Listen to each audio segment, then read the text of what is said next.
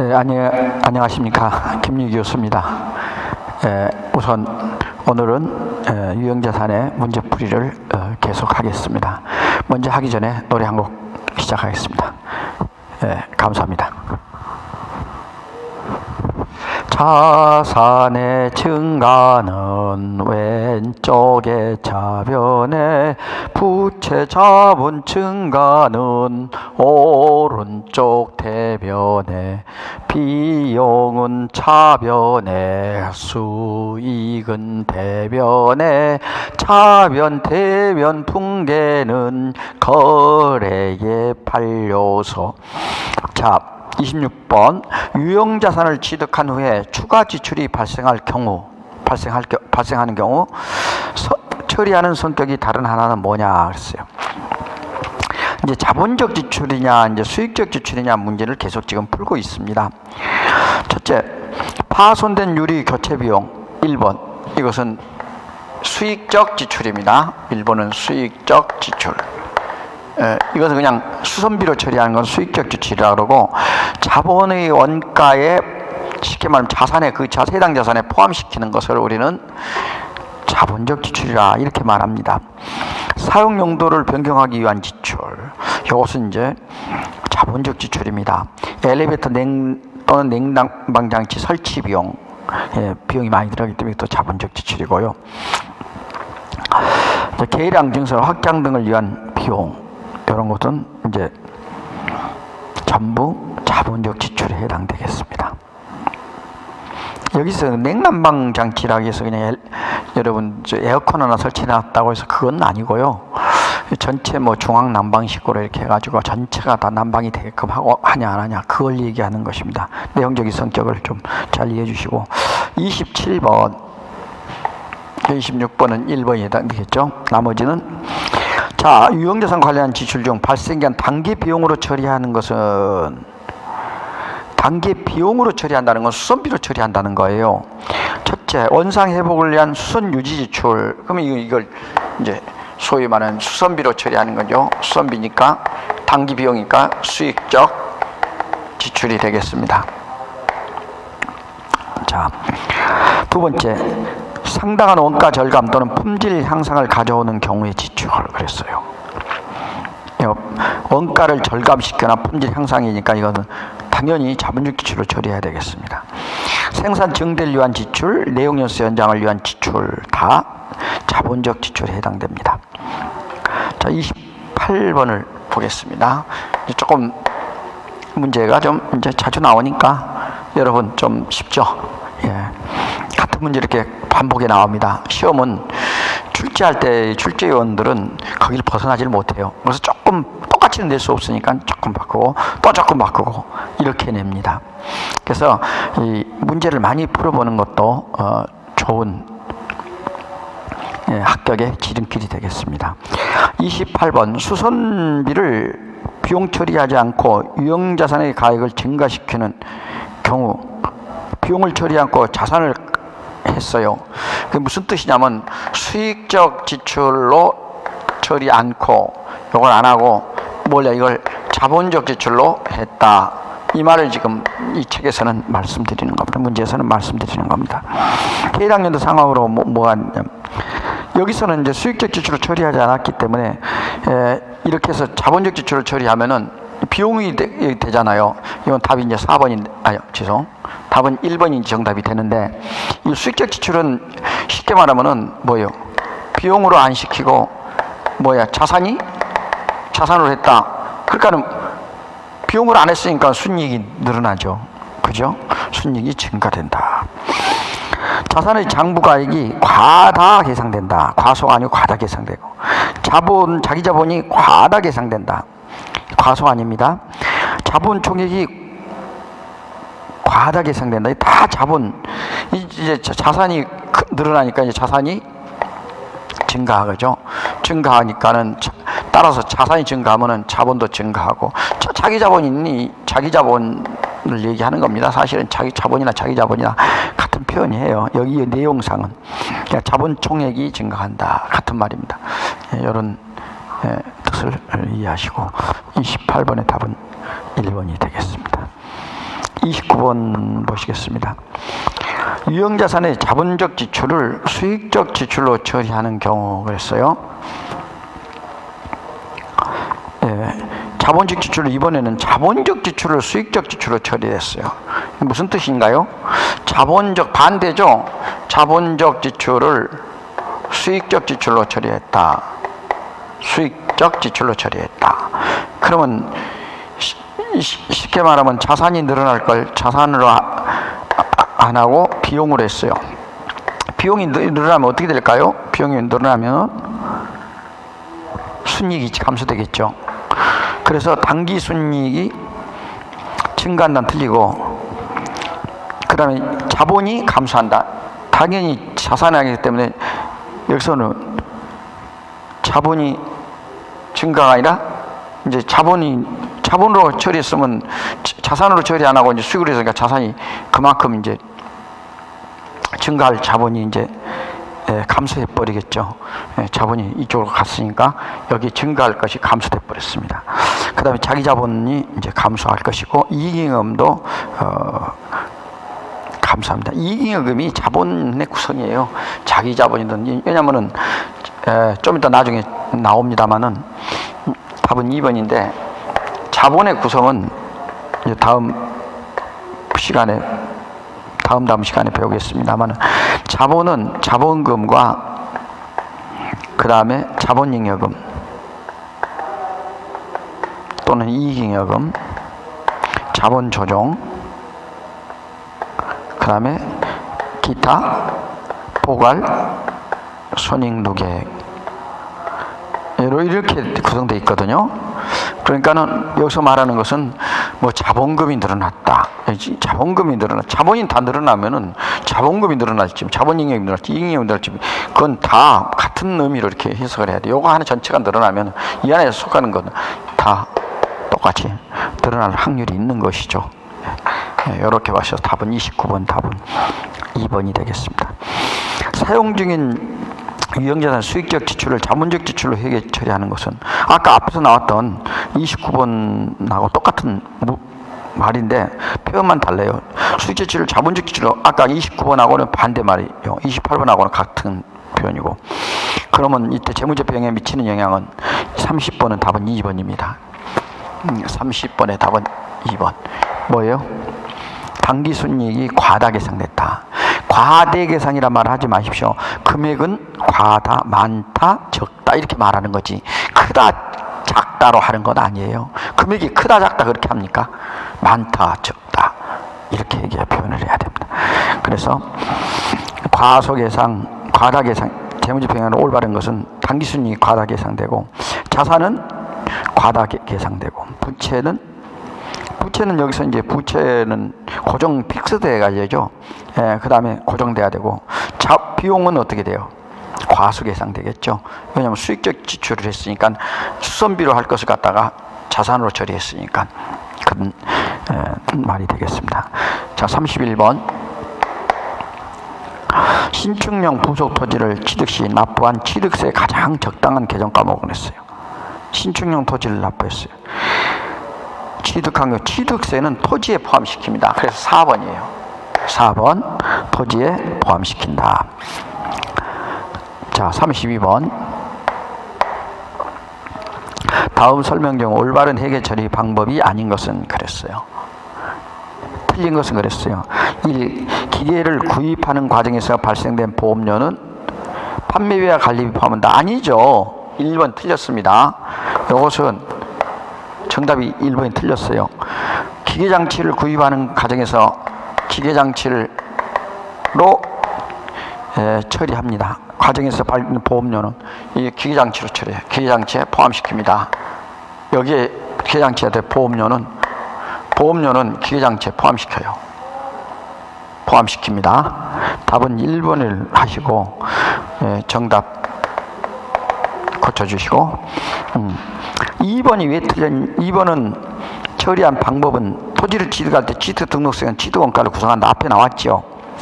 그 다음에 3번은 기업이 매매차익 목적으로 장기간 보유하는 건물은 재무상태표에 투자자산으로 보고한다. 맞습니다. 장기간 보유하는 건물은 매매 차익을 목적으로 한다면은 이제 투자 자산으로 보는 겁니다. 4번 사용 중인 건물의 철거 비용은 취득원가를 구성하지 않으며 그랬어요. 영업의 비용으로 보고합니다. 예, 철거비로 처리하면 되겠습니다. 33번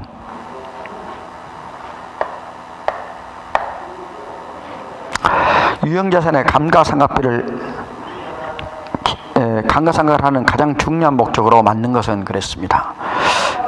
첫째, 유형자산의 정확한 가치 평가 목적, 사용 가능한 연수를 매년 확인하기 위해서 현재 판매할 경우 예상되는 현금 흐름을 측정할 목적으로 자산의 취득원가를 체계적인 방법으로 기간 배분하기 위해서 이게 가장 맞는 것은 4번이 되겠죠. 딴 말은 그냥 좀 비슷한 것 같지면서 틀리고 그럽니다. 엉뚱한 써놓고요.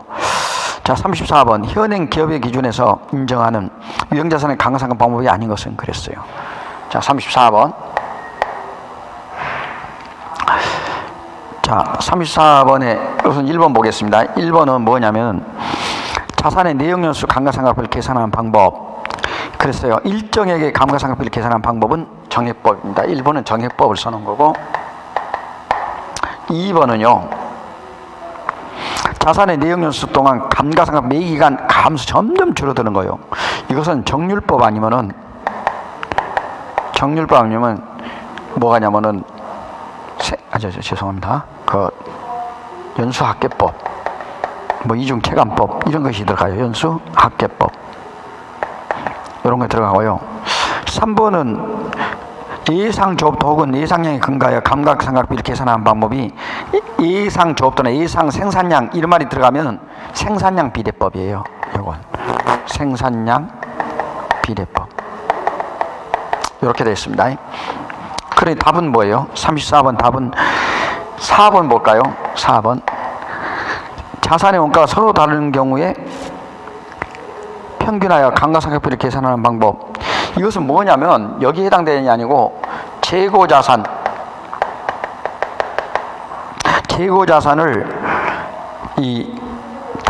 재고자산의 단가 결정 방법이에요. 단가 결정 방법이에요. 여기에는 뭐가 있냐면은 첫째 선입선출법,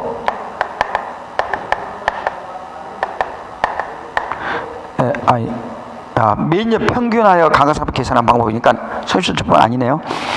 평균하여 그래서 감가상각비 계산한 방법이니까 평균법이 들어가네요. 그럼 평균법은 두 가지가 있죠. 이동평균법, 총평균법 이 두 가지가 있습니다. 정답은 4번으로 보시면 되겠습니다. 자, 35번 보실까요? 35번 유형자산의 감가상각과 관련한 다음 설명 중 옳지 않는 것은 1. 감가상각 대상 금액은 취득원가에서 잔존가치를 빼가지고 결정한다. 이것이 무슨 방법이에요? 취득원가의 잔존가치를 체감하여 결정한 법을 하는 것은 대상 금액은 다 그렇습니다. 그리고 정액법이나 정률법, 여기다 이제 정률을 곱하면 정률법이고 여기다 내용연수로 나눠지면은 뭐가 돼요?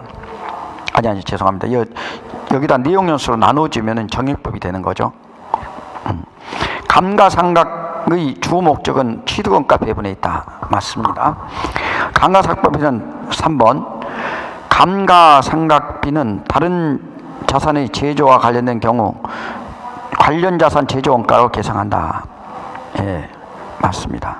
4번 정률법은 내역연수도 감가상각비 매기간에 동일하게 계산한 방법이다. 정률법이 아니고 이건 4번 정액법이죠. 4번이 틀렸습니다. 이건 뭘 나타낸 것이다? 정률법을 나타낸 게 아니고 정답은 이건 이제 고칠 때는 정액법은 이렇게 해야 돼요. 이건 정액법을 설명하고 있는 겁니다. 자, 36번 보시겠습니다. 36번 유형자산의 감가상각과 관련된 다음 설명 중 옳지 않는 것은 1. 연수학계법은 내용연수 동안에 동일한 금액을 감가상각 계산하는 방법이다. 아니에요. 동일한 금액이 아니고 내역 연수 동안에서 쭉 누적액, 내용 연수의 누적액을 전부 합쳐가지고 그걸 갖다가 해당 남는 내용 연수를 나눠주면 되는 방법이니까 이것은 1번은요 틀린 겁니다. 옳지 않은 것은 1번인데 이것은 뭘 말하냐면은 이것은 정액법을 설명한 것이 돼요. 정액법을 설명한 것입니다.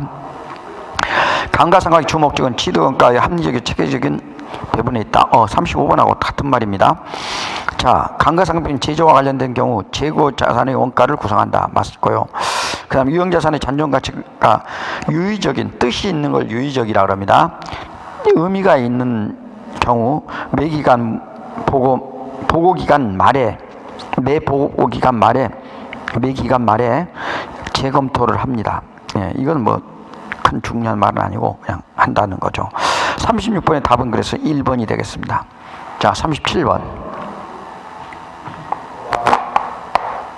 37번을 보시면 유형자산의 감가상각과 관련하여 다음 중 틀린 것은 그랬어요.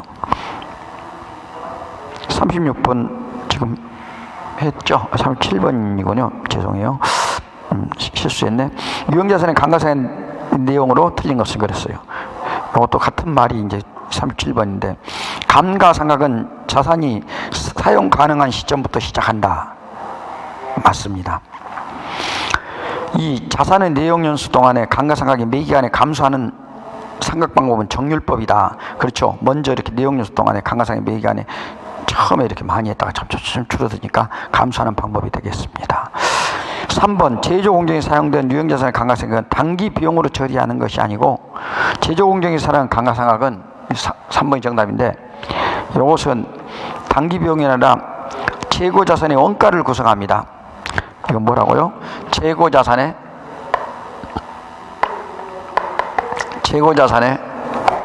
원가를 구성합니다. 원가를 구성하는데 이 재고자산의 원가를 구성하는데 바로 제품 계정으로 처리하면 되겠습니다. 이 계정 과목은 제품 계정입니다.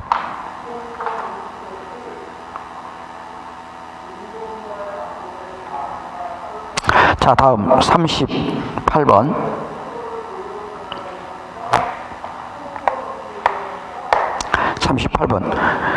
건물을 수리하고 수리비 30만원을 보유 중이던 타인 발행 자기하수표를 지급하다 그랬어요. 분개를 해보시면은 일단 건물을 수리했죠. 근데 건물을 수리했는데 계속 읽겠습니다. 건물 이 중에 20만원 자본적 지출이죠. 그러면 자본적 지출은 20만원은 건물로 처리하고요. 자, 차변에 그리고 나머지는 수익적 지출로 처리한다 했어요. 수익적 지출은 수선비예요. 얼마예요? 총액이 지금 30만 원이 수선이 들어갔어요. 근데 뭘로 들어가나요? 남이 발행한 자기합수표니까 현금이에요. 현금. 이거 현금입니다. 30만 원. 그럼 답은 몇 번이에요? 4번이 되겠습니다. 답은 4번. 이거 정답이 1번으로 됐는데 틀렸죠. 4번이 정답이 되겠습니다. 현금 대변에 30만 원 이렇게 보면 되겠습니다. 근데 3번은 왜 틀렸냐면 금액이 틀렸군요. 3번은 금액이 맞지 않습니다. 자, 39번 2004년 1월 다음같이 회사 업무용 차량을 구입하다 전체 금액은 모두 현금으로 지급했을 경우 적절한 분개를 했어요. 자, 현금으로 지급했어요. 이것은 이런 분개가 되겠습니다. 대변에 현금으로 지급했습니다. 현금. 전체 금액이 얼마인가 봐요. 1000만원, 20만원, 30만원, 50만원 합치니까 100만원, 1100만원 현금 지급됐어요. 그러면 1100만원 현금. 차변에는 뭐가 나오냐면 우선 여기서요 취득세, 등록세, 등록면허세 좋아요. 그 다음에 보험료 이건 전부 다가 처리할 때는 차량 가액에 포함시켜 버립니다. 그래서 차변에는 차량 운반구 1100 이렇게 나옵니다. 정답은 1번입니다. 자, 40번. 주식회사 세원은 2013 7월 18일 구입하여 사용 중인 기계장치를 이제 구입해서 사용 중이었어요. 2014년 1년 후군요. 6월 1일 3,700만 원에 팔았다 그랬어요.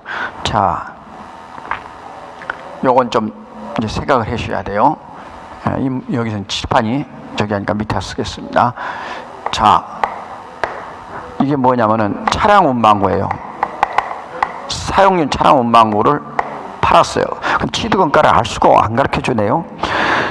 단 하나 얼마에 팔았냐면 현금 받고 판 게 현금이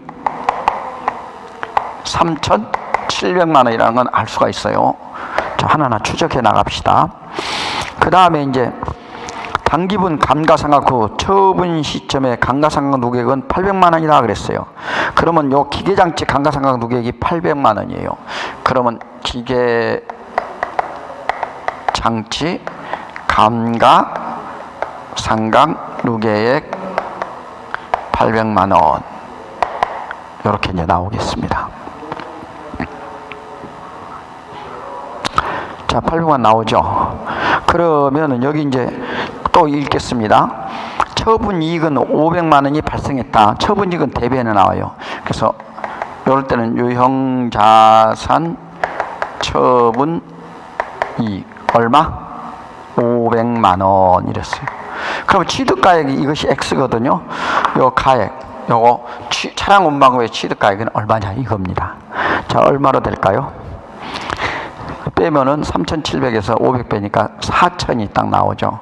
그래서 정답은 요거 정답입니다. 4,000만 원. 답은 몇 번이요? 2번이 정답입니다.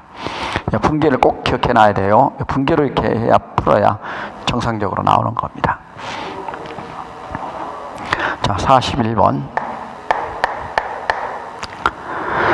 다음 자료를 보고 정률법으로 감가상각을 2차 회계연도에 계상될 감가상각비로 맞는 것은 그랬어요.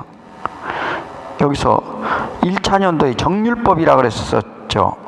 그러면 처음에 1차 년도는 1,000만 원이거든요. 그냥 정률법은 1,000만 원 곱하기 0. 몇 프로? 정률이 0.4라 그랬습니다. 그럼 얼마예요? 40만 원인가요? 예, 그렇습니다. 그러면 1차 년도 말에 40만 원이고 그 다음에 감가상각비가 1차 년도 말이 생각이고 2차 년도는 얼마냐 그랬어요. 2차 년도 1차 년도에게 2차 년도 그러니까 1차 년도는 말에는 450만 원. 0.45네. 죄송합니다. 0.45네. 예, 죄송. 그럼 얼마예요? 450만 원인데 그 정답에 그 풀이에 450만 원이 나왔습니다. 1,000만 원에 45%니까 450만 원 맞죠? 네, 450만 원. 이게 1차 년도 겁니다. 이게 1차고 이게 1차 년도예요. 그럼 2차는 어떻게 될까요? 2차 년도는 한 번 더 해줘야 되겠죠. 그러면 1,000만 원에서 450만 원을 빼요. 이렇게 하면은 곱하기 0.45 이렇게 되거든요. 그러면 요놈을 이제 빼면 650이죠. 아니 죄송합니다. 550 나오죠. 550에 0.45를 계산하면 얼마가 나오냐면 해답을 좀 보세요. 247만 5천 원. 247만 5천 원이 해설에 나오죠. 이것이 이제 그러면 요 두 개를 합쳐요. 감가상각비 누계액으로 감가상각 맞는 것은 그랬어요. 그러면 2차 년도에 누계액 맞은 것은 247만 5천 원. 3번이 정답이 나오죠. 네, 3번이 정답으로 보시면 되겠습니다. 그러니까 이렇게 계속적으로 해줘야 돼요. 근데 정액법은 뭐냐면은 정률법은 처음에 많이 하고 그다음에 줄어들고요. 조금 줄어들어요. 급격히 줄어드는 그런 것을 할 수 있습니다. 그래서 우리는 이 정률법을 딴 말로 뭘 하냐면 체감법이다 그래요. 점점 채자 점점 줄어든다 그래서 체감법이다 뭐 이렇게 표현하고 있습니다. 그래서 이제 그래프로 그려보면 정액법은 이 직선이 되기 때문에 직선법이다 그럽니다. 그림으로 그려볼까요? 한번 이렇게 0이랄 때 이런 형태 나타나고요. 정률법은 이런 형태 나타나고 그 다음에 이제 저기는 이제 이런 형태가 나타납니다. 연수학계법은 이런 형태 나타나고 요건 이제 연수학계법, 요것은 정률법, 요것은 이제 정액법. 그래서 이 정률법을 체감법이라 그러기도 하고 또 정액법을 직선이라 그래서 선이 직선이지 않습니까? 직선법이다 이렇게도 합니다. 직선법. 꼭 기억해 두시면 도움이 되겠습니다. 자, 40분 할 차례입니까? 40분. 40분 했네. 죄송. 42번. 40분. 42번. 유형자산의 감가상각 방법 중 정액법, 정률법, 연수학계법에 의해서 1차년도 회계년도 말에 감가상각비가 많은 금액부터 나열한 것은 그랬어요. 자, 요걸 계산해 보면은 정액법으로 먼저 정률법으로 계산해 보면은요. 정률이 0.4라 그랬으니까 1000만 원 곱하기 1차년도 말이니까 해답을 보겠습니다. 풀이 해설을 보십시오. 1000만 원 곱하기 0.4를 하면 40만 원이 나옵니다. 자, 40만 원이에요. 그러면 정률법이죠. 그 다음에 연수학계법은 그 1차년도 말이니까 취득 잔존가치가 10%라 했으니까 100만 원이죠. 그래서 1000만 원에서 100만 원을 뺍니다. 빼고 나면은 얼마가 나와요? 90만 원 나오죠.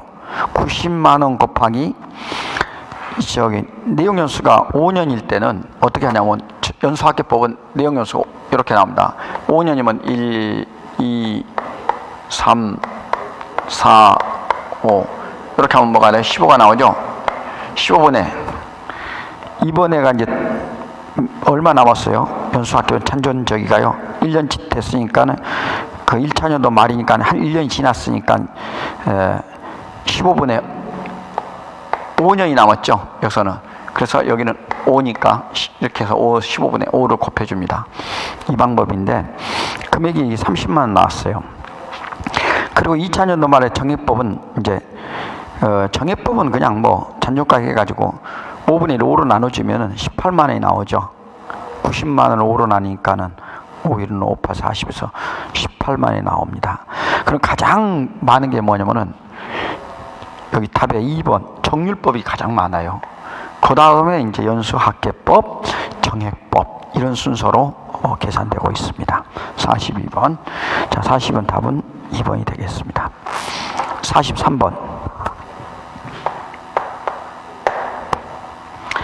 다음 자료를 이용하여 유형자산의 감가상각을 실시하는 경우 정액법, 정률법, 연수학계법 2차년도 말까지 감가상각 누계액이 많기와 관련하여 가장 맞게 표현한 것은 많기, 크기라고 이렇게 표현하면 안 됩니다. 금액은 크기라고 하는 것이 아니에요. 많기, 적기 이렇게 말합니다. 자, 기계장치 취득가액은 200만 원. 1월 1일 취득했어요. 내용연수 5년, 잔존가치 취득원가의 10%, 정률법 상가액은 0.4로 됐습니다. 앞에 나온 42번하고 유사한 문제죠. 똑같은 문제네 뭐. 금액이 나와 있어요. 정액법은 근데 몇 년으로 했습니까? 2차년도까지 했어요. 2차년도 말에 어떤 현상이 나타나냐.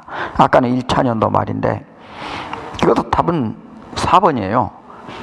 4번인데 제가 이 계산기를 여러분이 해보고 답을 따라서 보십시오. 풀이를 보십시오. 정액법은 어떻게 나오냐면 200만 원 똑같죠. 200만 원에서 10%니까 20만 원을 빼주고 5년이니까 5로 나눠주면 됩니다.